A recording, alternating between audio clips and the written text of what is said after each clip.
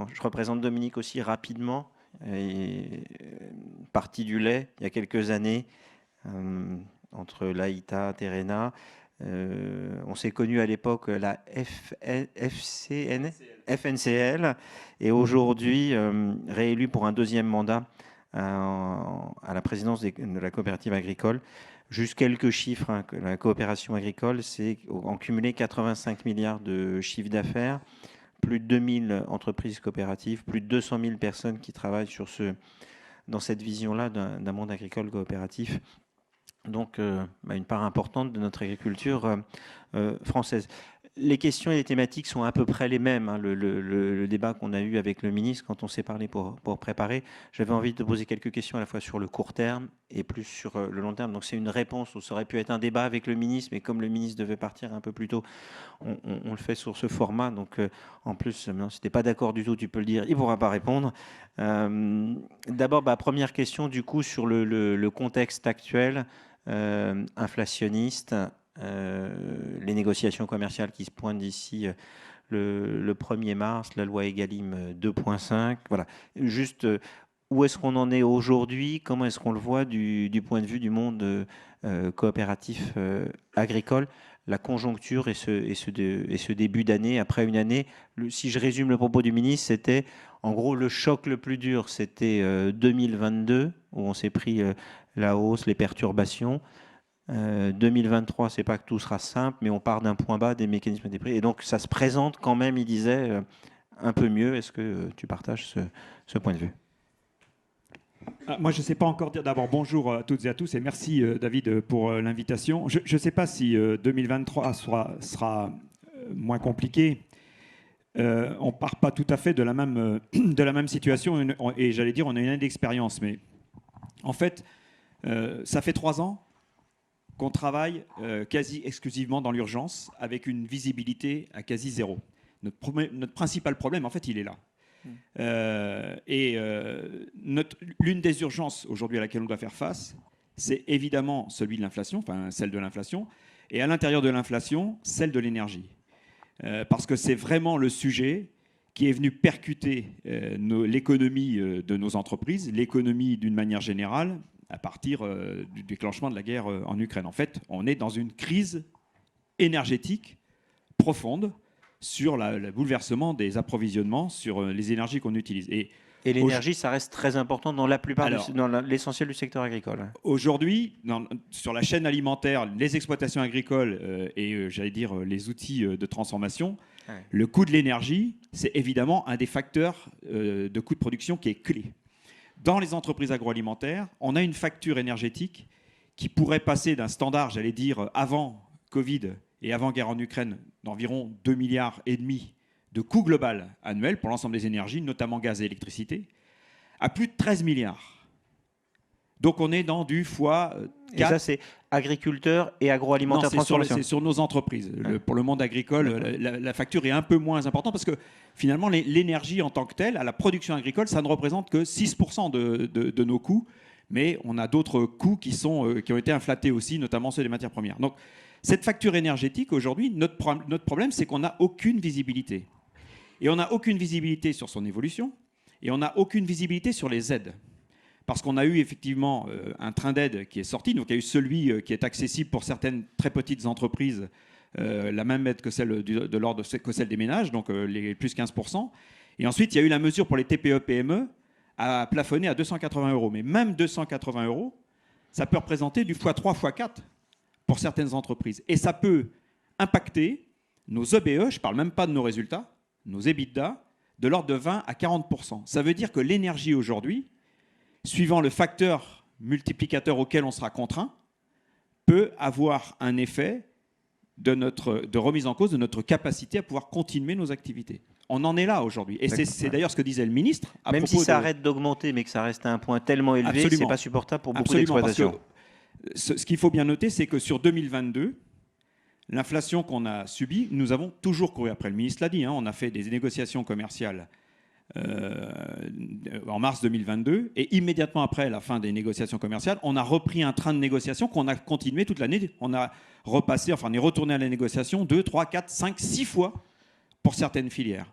Et en fait, le bilan de tout ça, c'est que Egalim aidant, puisque ça a été dirigé vers les coûts, pour avoir un prix qui tienne compte des coûts de production agricole, les marges à la production agricole ont augmenté de 12%. Celles de la distribution sont restées à peu près stables, moins 1%, c'est le rapport de l'IGF au mois de novembre. Et celles des entreprises agroalimentaires, celles de nos coopératives, ont diminué de 16%. Donc l'inflation 2022 est restée dans les entreprises. Et on est donc aujourd'hui, on court finalement après les hausses et on a absolument besoin aujourd'hui de passer les hausses. C'est ce qui fait, c'est notre deuxième, j'allais dire, problème conjoncturel, c'est ce qui fait qu'aujourd'hui, on est dans une période de négo qui est ouverte et qui est en cours, qui est extrêmement tendue. Parce qu'il y a à la fois du rattrapage plus un peu d'anticipation. Avec des distributeurs qui, pour le coup, attendent. Parce qu'en période inflationniste, avec des niveaux d'inflation comme ça, évidemment, les distributeurs ont plutôt intérêt à attendre et à passer un minimum de hausse, voire pas de hausse, donc aller le plus loin possible dans la négociation. Des fournisseurs qui, eux, aujourd'hui, ont absolument besoin de passer des hausses, au motif que je disais tout à l'heure, c'est-à-dire que c'est carrément la continuité de l'activité pour certaines de nos entreprises qui est en jeu. Et donc, on est dans un contexte extrêmement tendu, avec en plus une proposition de loi qui est arrivée sur la table, on va dire, mi-janvier, donc la proposition de loi de Frédéric de Strozaille, dont l'objectif numéro 1 est de nous donner de la visibilité sur les points qui étaient aujourd'hui suspendus, c'est la continuité de l'augmentation du SRP plus 10, du seuil de revente à perte plus 10, et de l'encadrement des promos, puisque les agendas n'étaient pas calés, on était sur une décision 15 avril, et nous on a besoin de savoir avant le 1er mars ce que pourrait être la décision du 15 avril. Donc elles ont été reprises dans un projet de loi, pour qu'on ait cette visibilité sur le SRP et sur l'encadrement des promos. Et puis surtout, pour qu'on remette un peu d'équilibre dans la négociation commerciale, pour que justement les distributeurs ne puissent pas faire la pression que leur donne aujourd'hui, que leur donne en possibilité la loi, et pour qu'on puisse nous retrouver un peu d'équilibre et un peu de tension, un peu de capacité à pouvoir prendre pied dans la négo, et donc avec l'intervention du médiateur en cas de non-accord à partir du 1er mars. Mais en fait, ce que tout ça masque, j'allais dire, assez mal, c'est qu'on a des lois commerciales qui datent de 2008 avec la LME et qui ont été faites pour un climat inflationniste stable. Un monde sans inflation. Ouais. Un monde sans inflation. Et en fait, dès lors qu'on est sur des niveaux d'écart, j'allais dire, d'appréciation entre les deux parties, que ce soit les fournisseurs et les distributeurs, qui est plutôt de l'ordre de 5 à 10%, alors qu'il était traditionnellement de 0,5 à 1%, on n'est plus du tout sur les mêmes risques. Et c'est sans doute ce sujet-là qu'il nous faudra traiter sur le fond, c'est de retrouver finalement peut-être non seulement un cadre commercial, mais un rythme commercial qui soit capable de tenir compte de ce qu'est le contexte dans lequel on va sans doute évoluer pendant un certain temps. Donc en fait, les lois commerciales, elles ne sont jamais faites ad vitam aeternam. La négociation annuelle, c'est plus adapté dans le monde. Absolument. La négociation annuelle telle qu'on l'a vécue depuis 2008, c'est-à-dire négocier une fois par an, ça n'est plus possible en période inflationniste telle qu'on le connaît. D'ailleurs, dans les deux sens, à la hausse comme à la baisse. Je pense qu'il y a nécessité aujourd'hui de trouver des modalités qui permettent des ajustements. Sinon, c'est effectivement la santé économique de l'ensemble de la chaîne alimentaire qui peut être remise en cause. D'accord. Stéphanie, est-ce que tu peux me dire à quelle heure il faut que je passe à la table ronde suivante? C'est une question discrète. 9h15. Ok, on va dire 9h20 alors, parce que j'étais perdu. Deuxième question du coup sur la succession de chocs depuis l'Ukraine ou depuis le Covid, même on peut remonter un tout petit peu. On peut remonter un tout petit peu avant. Qu'est-ce qui a le plus changé au-delà du choc sur l'énergie? En quoi, toi, tu as l'impression que finalement, quand on regardera dans le rétroviseur d'ici quelques années, on dira le monde a commencé à changer en 2020. C'est quoi les éléments ou l'élément le plus structurant qui est de nature à avoir un impact durable sur le monde de l'agriculture et la manière dont il fonctionne? Le ministre parlait du fait que la moitié des agriculteurs vont partir à la retraite d'ici, je ne sais plus si c'était 2035 ou quelque chose comme ça, ouais, dans les 10 ans qui viennent. Et toi, tu retiens quoi du choc, de la succession de chocs? Oui, en fait, c'est l'empilement des événements, c'est l'addition des événements. Il y a effectivement eu le Covid qui a été le déclencheur de quelque chose, et je vais y revenir. Il y a eu la guerre en Ukraine, mais il y a aussi, qui couvre tout ça, le changement climatique, les accidents climatiques à répétition qui ont une importance énorme sur l'approvisionnement et la sécurisation et la régularité de la chaîne d'approvisionnement. Et puis, il y a d'autres éléments qui sont des crises sanitaires, mais cette fois animales, comme l'influenza aviaire, qui a aussi énormément perturbé l'approvisionnement. En fait, moi, ce que ça me révèle comme élément, j'allais dire, comme marqueur du temps, c'est qu'on est passé, et c'est exactement comme ce que je disais sur l'inflation, on est passé d'un monde stable, d'un monde abondant, d'un monde sûr, d'un monde où les matières premières pouvaient circuler sans entrave, à un monde instable, un monde moins abondant, un monde moins sûr, et un monde où les matières premières ne peuvent plus circuler de manière sans entrave. Et le monde dans lequel on était, sûr, abondant, stable, c'était aussi les marqueurs de la mondialisation, c'était les conditions de la mondialisation. Donc ça ne veut pas dire qu'on est dans la démondialisation, mais ça veut quand même dire qu'on est dans une forme de régulation d'une mondialisation qui doit s'adapter à ce qu'est ce nouveau monde instable, pour le marquer, voilà, pour le caricaturer d'une manière un peu générale. Et ça risque de durer, et à mon avis, c'est ça. Et en fait, ce que c'est venu percuter chez nous, on l'a vu pour les services de santé et les médicaments, mais on l'a vu aussi pour l'alimentation, c'est que ça a révélé une certaine fragilité, une certaine vulnérabilité de nos chaînes d'approvisionnement, de notre production, en fait.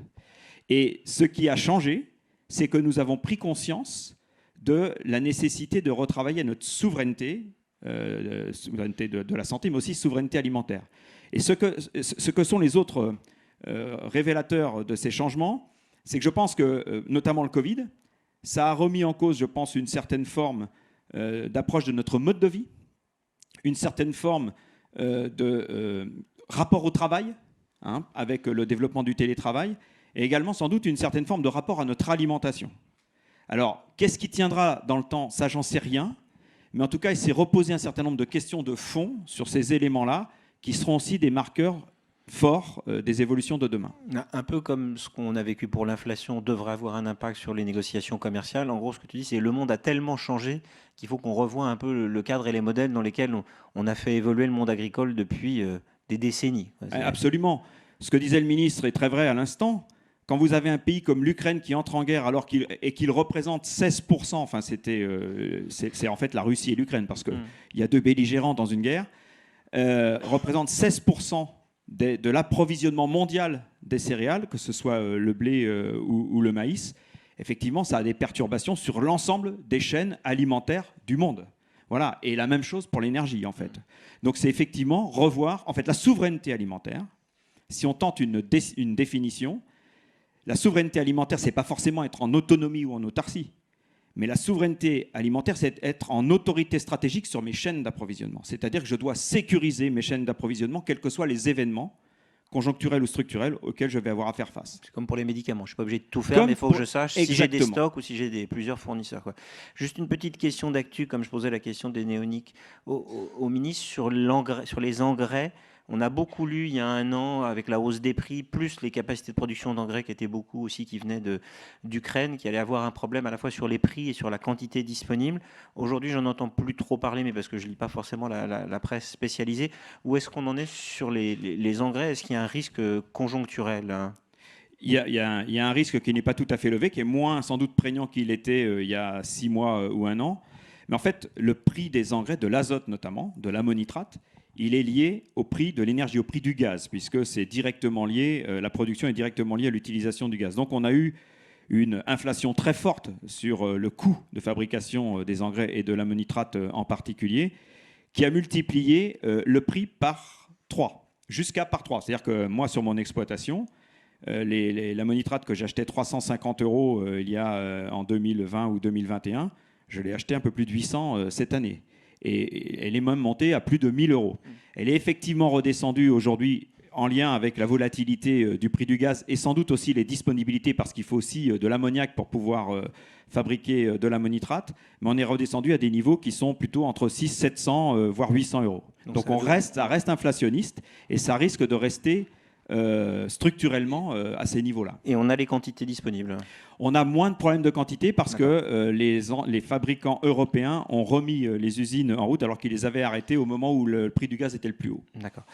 L'autre question, donc si on se projette sur le temps plus long, dans ce monde totalement, celui du brouillard que tu décris sur tous les fronts, il y a un enjeu qui est celui de la transformation vers une agriculture plus verte, plus écologique. Bon, on ne choisit pas le moment, mais c'est maintenant qu'il faut y aller. Donc c'est des investissements, de la complexité, c'est plus compliqué, plus cher.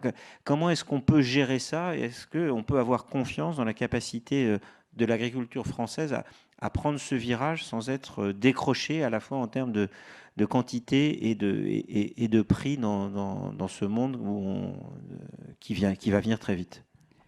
Ben effectivement, la question du verdissement de notre économie et donc de l'agriculture et l'agroalimentaire est évidemment le driver aujourd'hui de l'ensemble de nos évolutions. Mais il y a plusieurs leviers à ça.